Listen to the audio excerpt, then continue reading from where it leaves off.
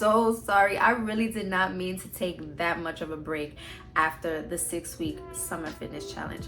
I thought I was gonna film before I took the break, but life was just happening and there was just a lot going on, and I had to really just focus on getting us back to a routine, back to school, the wedding, everything. It was just a lot for me. So I'm finally sitting down doing this video for you guys. We have a lot to discuss. Let's first touch on my results. Now, my results are not quite what I expected them to be, but that's okay because I still got results, okay? I started off 6-week summer challenge at a 165, 166-ish. I've been up and down with those numbers for quite a while, and my ending weight was 161 pounds. So I have not gotten that low since before I had my son. Not quite what I wanted, but I am very big on celebrating the small victories, the small wins, because you have to be grateful, you have to be happy with any little progress that you make. I did lose about half an inch to an inch. I'm not like super precise on my measurements on my waist, so that is very, very good in my opinion. My goal was to see some progress on the scale, so check, we did that. Did notice that my clothes were fitting differently. My clothes, specifically like my pants, were fitting looser on my waist, and my underwear was fitting a little bit looser and things like that. That's a good thing. That's a great way to measure your progress as well. As you can see, I'm still working on my fitness goals. I don't think I'm ever going to stop. I'm kind of going back to like my YouTube workouts and just staying active, trying to get back to a routine for myself, because the summer was extremely hard for me. I struggled throughout the 6 weeks to eat better. The first couple of weeks were like a little rocky. Once I got towards the end, I started to be able to kick those cravings, to have more energy to prep some food or to think ahead of what I was gonna eat for my meals. I also struggled with sleep and stress, and those two things are definitely going to impact your energy levels. They're gonna impact your motivation, they're gonna impact your mental health, and they're gonna impact your progress. I have really been struggling with my sleep because of my kids. Mainly because of my daughter, and that's something that I don't have control over. You know, I can do the best that I can to get her on a good nighttime routine, but she's autistic and these things happen. I'm trying not to be too hard on myself in terms of my progress. Could I have made more progress? Probably, but the reality is it is still progress, and I'm super proud of myself for that. So if you are feeling discouraged on your fitness journey, trust me, you are not alone. You're not alone in this, and there's a lot of factors that are going to affect your results, and it's okay because life happens to all of us. I just wanted to be real and realistic and honest with you guys about those things. So those are the results. Let's talk about the things that I have learned throughout the 6 weeks. Number one, when going through rough times, I need to find ways to take care of myself and not be so hard on myself. This is so crucial for me as a mom, as a stay-at-home mom who works from home.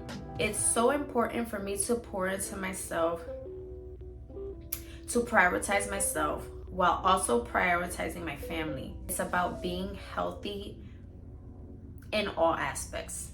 And for me, that has been my biggest struggle after having my second child. It's just been really hard to balance. And I find myself being super hard on myself when I can't do things the way that I used to.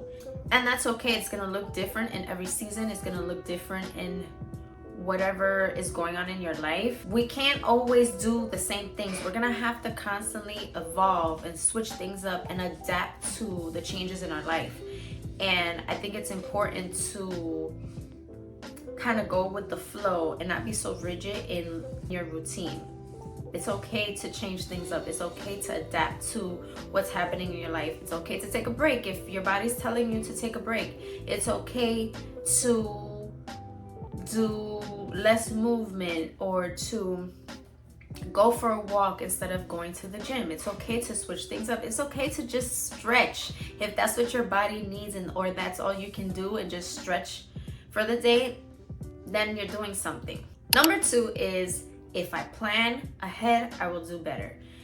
I can't get stuck on the process of my planning, because planning might look different for me on a weekly basis.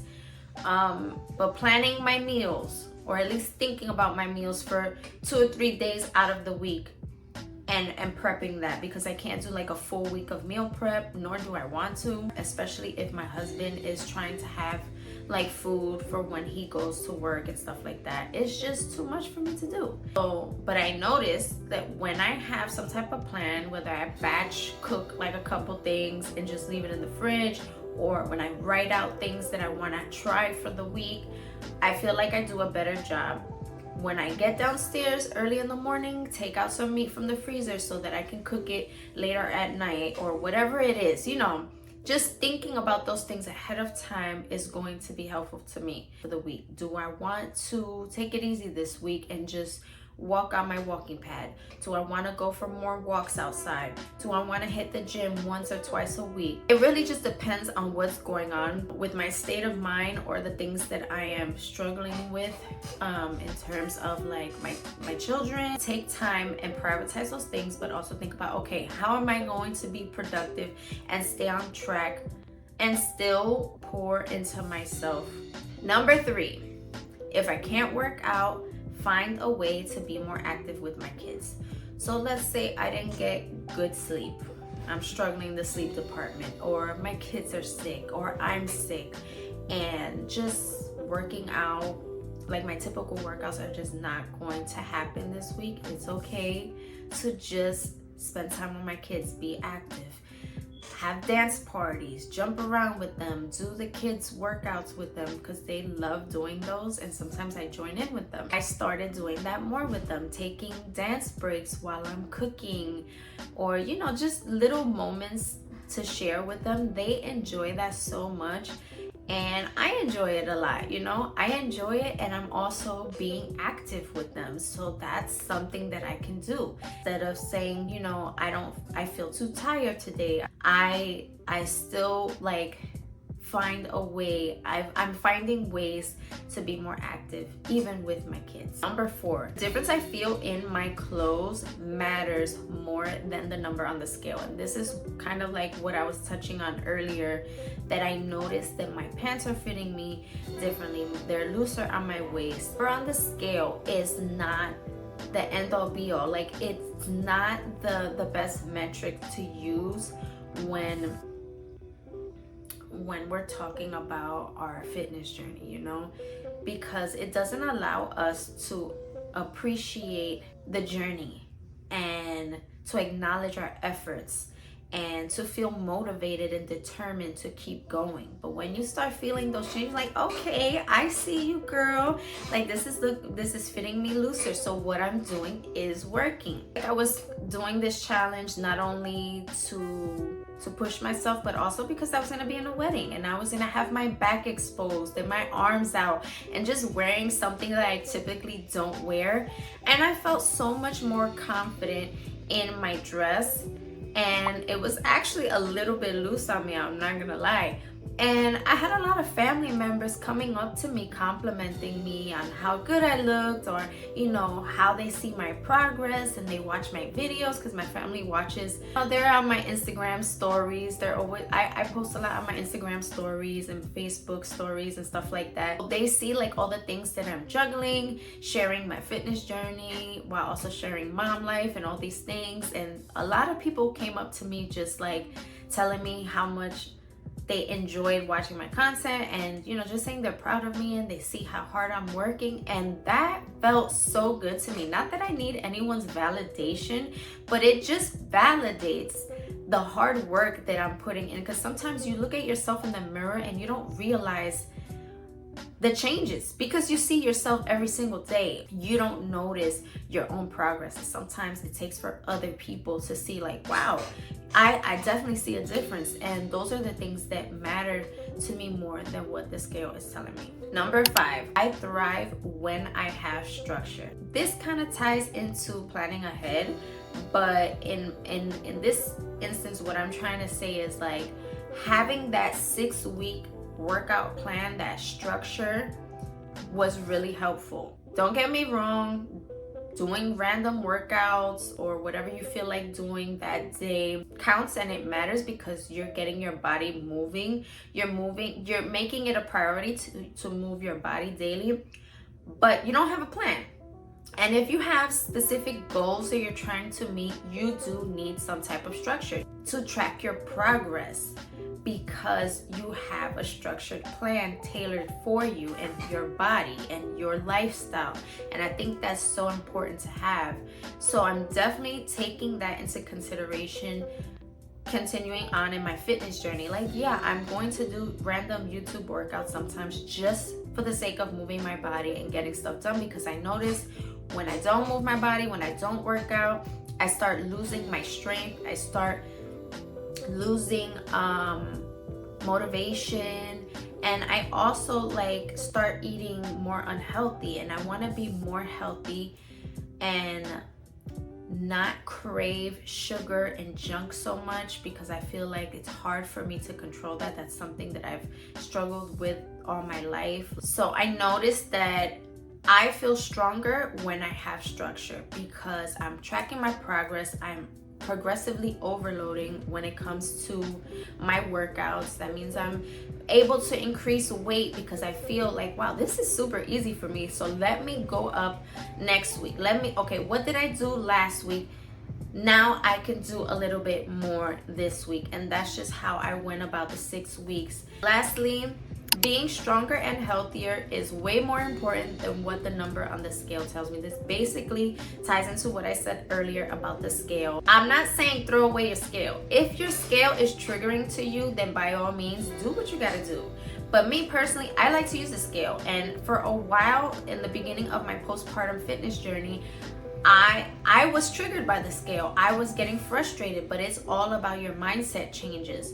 I have come to the conclusion that I want to be stronger as I get older. I'm 36 years old. I just turned 36 years old, and I have 2 kids, and I'm just like, I want to live a longer, healthier life.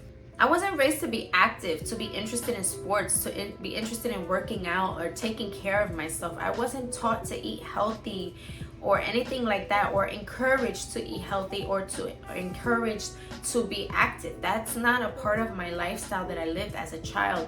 And I want to show my kids something different. Being healthier and stronger isn't just what you eat and what you do physically. It's just a lot of things. It's working on your mindset and what's going to help push you, to do better for yourself. And when you're on your fitness journey, you're on a mental health journey too, because there's just so much that you have to overcome during this journey. And it's a lot that I've learned through motherhood and just like a lot of things. It shows me that I am stronger than I think. I'm stronger because I can overcome difficult times and difficult challenges, and those are the things that matter to me most. Being healthier, to me, being healthier is subjective. It's whatever it is for you, because what I think is healthy may not be what you consider healthy. So I really think that healthy is subjective, and a lot of people online have a lot of opinions on what is healthy. But honestly, if you're making any positive changes to how you lived your life before, then to me that's healthy. So overall, I think I did a really good job during a really tough time that I had. I don't know what possessed me to do this in the middle of summer break. I'm very honest and raw about things. I do my best to show you real life as much as I can, and if I'm struggling, I'm gonna tell you that I'm struggling.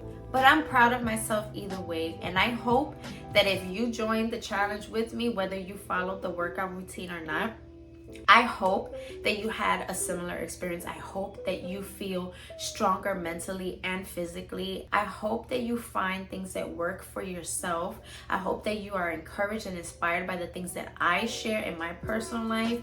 I hope you find it helpful and possibly find things that you can implement into your routine. Thank you so much for watching and supporting my videos and just supporting my channel overall. It means so much to me. Thank you so much for watching, and I'll see you guys in the next one.